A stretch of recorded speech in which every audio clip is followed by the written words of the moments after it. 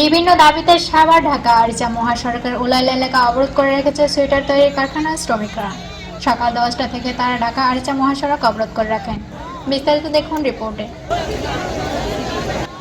ঢাকা আরিচা মহাসড়কের উভয় পাশে যান চলাচল বন্ধ রয়েছে। কয়েক কিলোমিটার এলাকা জুড়ে এ যানজট সৃষ্টি হয়েছে। সড়ক ব্যবহারকারী পড়েছে চরম দুর্ভোগে। শিল্পপল্লী জানায়, বিভিন্ন দাবিতে সকাল 10টা থেকে ঢাকা আরিচা মহাসড়কের উলাইল এলাকা অবরোধ করে রাখেন নামাগান্ডা এলাকার ডাইনামিক সোয়েটার কারখানার শ্রমিকরা। অবরোধে যোগ দেন কারখানাটির প্রায় 3000 শ্রমিক। শেষ খবর পাওয়া পর্যন্ত এখনও অবরোধ করে রেখেছে শ্রমিকরা।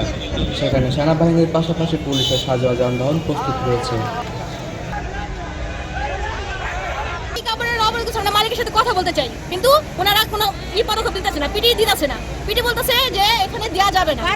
উনি ভালো বলতেছে কালকে আসবে, আজকে আসবে, একটু টাইম দিতেছে। আবার বলতেছে 7টা বাজে আসবে। কোনো মালিকের সাথে কোনো আলাপই করে দিতেছে না।